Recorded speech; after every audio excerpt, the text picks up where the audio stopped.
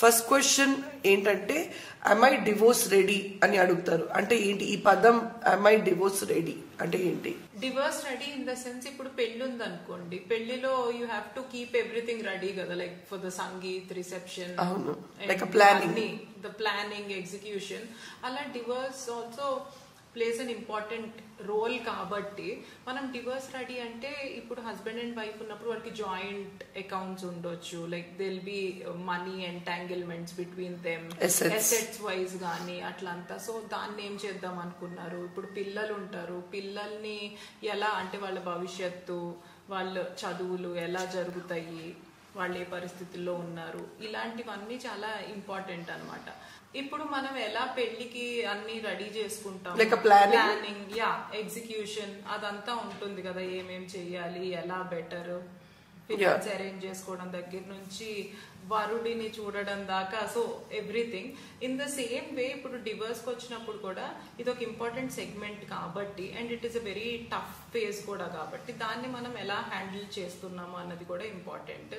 It comes from choosing your lawyer and various other things. ఇప్పుడు మీరు financial గా ఎలా ఉన్నారు, లైక్ వైఫ్ ఎర్న్ చేయట్లేదు అనుకోండి, what is she expecting from her husband, and అలానే పిల్లలు ఎక్కడ ఉంటారు, వాళ్ళ భవిష్యత్ ఏంటి, ఇవన్నీ మాట్లాడుకుని చేసుకోవచ్చు.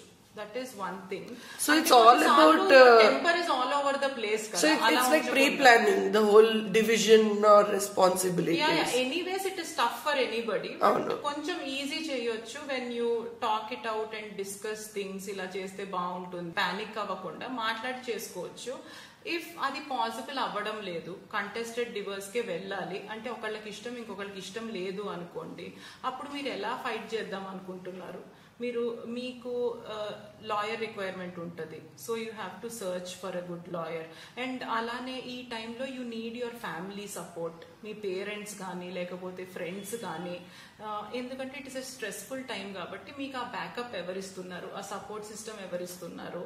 అండ్ అలానే ఇప్పుడు మీ హస్బెండ్ తో కొంచెం మాట్లాడాల్సి వచ్చినప్పుడు ఎవరది రెస్పాన్సిబిలిటీ తీసుకుని చేస్తున్నారు, like representative or whoever who comes. So ఎవరు ఉన్నారు, so keep backups. You can't just go, సరే నాకు డివోర్స్ తీసుకోవాలని ఉంది, ఎవరో ఒక లాయర్ దగ్గరికి వెళ్ళిపోతాను, వేసేస్తాను, దీనికి నాకు ఓకే డబ్బులు దేనికో అవసరం ఉంది, సరే రేపు డివోర్స్ అయి నాకు చూసుకుంటాను. Life will not go that way కదా. లైఫ్ స్మూత్ గా వెళ్ళాలంటే you have to have planning. So divorce లో కూడా I think when you want to apply for it, మీకు సపోర్ట్ గా ఎవరి నుంచి ఉంటున్నారు, all this plays a role.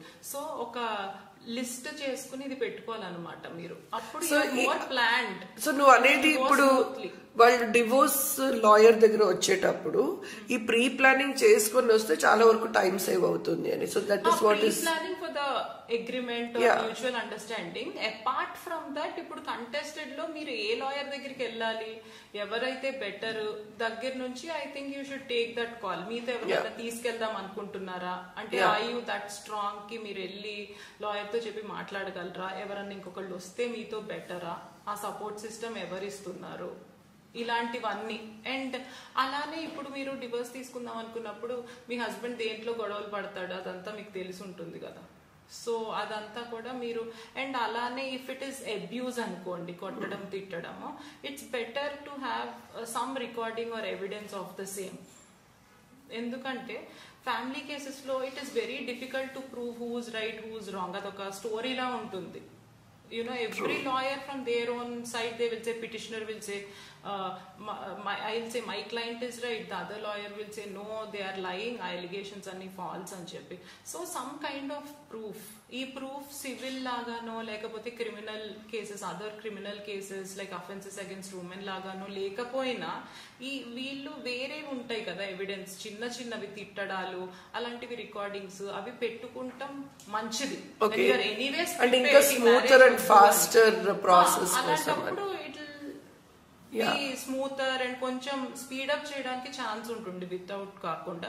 This won't be primary evidence in family cases, but secondary evidence kinda, supportive evidence kinda definite ga you can give that. Ante WhatsApp chat kanivandi edaina which proves cruelty or any other ground for divorce.